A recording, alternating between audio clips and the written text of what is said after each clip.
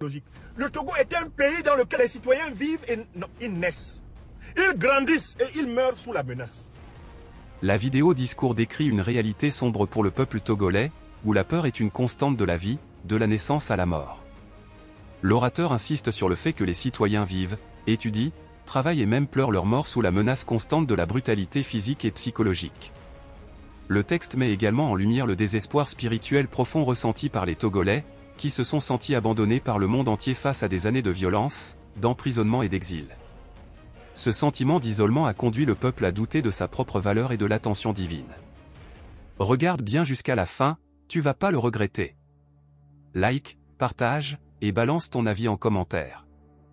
Et si t'es pas encore abonné là, c'est le moment. Je recommence.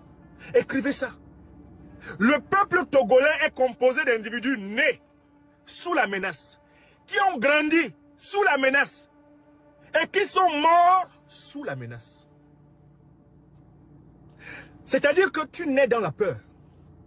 Tu vas à l'école primaire dans la peur. Tu vas au collège dans la peur. Tu vas à l'université dans la peur.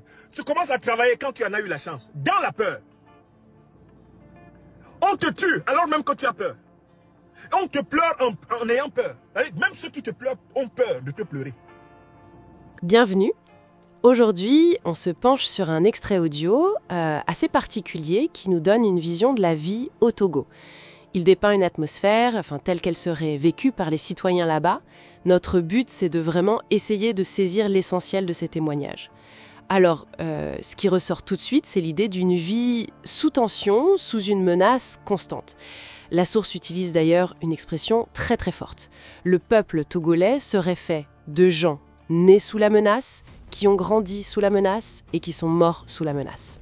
Oui, c'est une image saisissante. C'est puissant, oui. Ça demande qu'on s'y arrête un peu. Absolument. Et la source insiste bien là-dessus. Cette peur, elle s'infiltre partout, à tous les âges. Dès la naissance, ensuite l'école primaire, le collège, l'université, et même, apparemment, pour ceux qui ont un travail. La peur est présentée comme une sorte d'ombre, une compagne de tous les instants. Une ombre qui irait même jusqu'à toucher le deuil. C'est ce que j'ai cru comprendre. C'est ça, oui. C'est assez glaçant. Le texte décrit ça de façon très poignante. On te pleure en ayant peur. Même ceux qui te pleurent ont peur de te pleurer. Ah oui. Et il est même dit que pour parler des défunts, il faudrait être prudent, regarder à gauche et à droite. Ça en dit long sur le climat ambiant décrit cette méfiance. Exactement. Une sorte d'autocensure peut-être. Et cette pression, elle n'est pas que physique ou psychologique, si. Le témoignage parle aussi d'une brutalité spirituelle. Qu'est-ce que ça recouvre, cette dimension spirituelle, dans ce contexte précis ? Alors ça, c'est un point vraiment central du témoignage.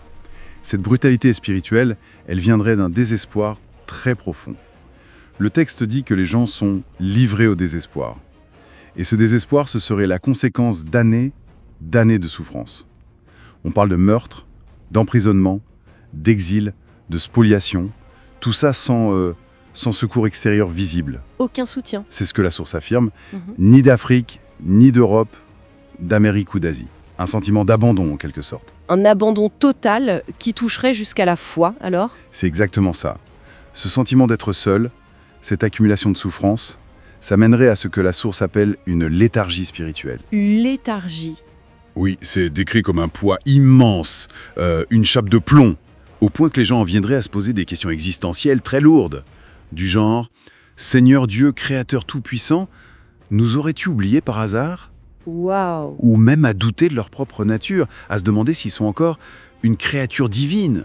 C'est fascinant et terrible à la fois, de voir comment cette perspective relie l'oppression politique, sociale, à une crise de sens hyper intime, un doute spirituel. Ce n'est plus juste la peur du régime, c'est carrément la peur d'être oublié par Dieu, si on suit cette logique. Tout à fait. C'est cette perte connexion que l'extrait met en lumière. La brutalité du quotidien, la peur constante. Ça finirait par ébranler les fondations même de l'espoir, de la croyance. Et ça créerait cette léthargie.